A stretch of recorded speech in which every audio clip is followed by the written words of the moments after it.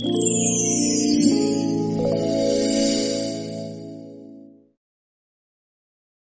महामानवा विचाराकूच आज आपा माणूस म्हणून जीवन जगी राहिला आहे। या महामानवामुळेच आज आपा जमीन कशी राहिले हे आज आपा या समाजात ताट माने की जीवन जगी राहिला आहे। परंतु खांडबारा या ठिकाणी सत्यशोधक ग्रामीण कष्टकरी सभेमार्फत आज जनरल बॉडी घेण्यात आली। यात हेड गोवालदादा पाडवी यांना बहुमताने विजय करायचे आहे त्यासाठी सभा घेण्यात आली। कारण की जो भाजप सरकार आहे आज सत्तेवर यांनी 10 वर्ष उलटूनही आदिवासींसाठी काही केलेलं नाही। आदिवासींसाठी काही केलेलं नाही। जे जलजंगल जमीन जे आज पण त्याच्या ताब्यामध्ये आहे, जे खेडत आहे त्यांचे नावावर झाले नाही आणि त्यासाठी आज आम्ही जो महाविकास आघाडीतर्फे काँग्रेसला पाठिंबा देऊन गोवालदादा पाडवी यांना बहुमताने विजय व्हावं यासाठी आज आम्ही जाहीर सभा घेतलेली आहे। आणि आम्हाला आत्मविश्वास आहे येणाऱ्या काळात गोवालदादा हे यांना प्रचंड मताने विजय करू आणि आमचे जलजंगल जमिनीचे अधिकार आहे हे मिळवू असा आमचा विश्वास आहे। सत्य की जय हो, लाल सलाम। आज सत्यशोधक ग्रामीण कष्टकरी सभेकडनं खांडबारा या ठिकाणी जाहीर सभा घेण्यात आली।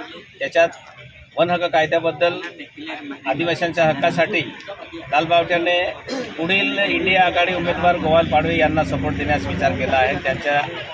त्यांना आम्ही बहुमताने निवडून आणू असे आम्ही ठाम निर्णय घेतला। स्वतः भी पोल्टऱ्या शिवाय आपू काही हारात ही आवणार ना आहे आणि काय आखे मोदी आखे अच्छा दिन आएंगे अच्छा दिन ना आला आपण सेगड्या दे दिया पेन आपू बाहिले अखिल गॅसावर अंदनो सवय आहे का नाहने आणि से सिलेंडर देता ते भी 350 रुपया था तीन आम्ही 1200-1100 रुपया पर्यंत पोहोचते। आपू मजुरी काय चाले आपू होता पैसे त्या का सेगड्या ना पैसे रे तो भी विचार केनू आणि जी योजना एली आखे कुकड्यां दे आपू बकड्यां दियो ती काय एली स्वतः कोण ना देती एली जगा बीजेपी आमदार आहे तो भी दी शिकतो काय एली ना देते एली कोण विचाराक आजपर्यंत देश चालू होता। या महामानवा विचाराकूच आज आपा माणूस म्हणून जीवन जगी राहिला आहे। या महामानवामुळेच आज आपा जमीन कशी राहिले हे आज आपा या समाजात ताट माने की जीवन जगी राहिला आहे। परंतु या देशात 2014 पासून जी मनोवादी सरकार स्थापन झाल्या, जे बीजेपी सरकार स्थापन झाल्या त्या बीजेपी सरकार आलंय या डॉक्टर बाबासाहेब आंबेडकर राज्यघटना चाले नाही, या देशामध्ये आदिवासी हक्क चाले नाहीत, या देशाला उच्च जात वर्ग जो आहे त्या वर्ग अधिकार गाजवण्याचा प्रयत्न ही सुरू झालेला आहे। प्रिय बहने आज आम्ही आपण जी श्रद्धांजली आहे मणिपुरा गट तुम्हाला मालूम है मणिपुरामध्ये या पद्धती का दंगल्या घडवले गया की 6 महीने तर आपल्या आदिवासी समाजावर अन्याय अत्याचार जायो, 6 महीने आपल्या आदिवासी माला गोया, 6 महीने आपल्या बाह्य बलात्कार जायो, 6 महीने आपल्या आदिवासी बहान बोही गाव सोडीत जंगलात पळी गया।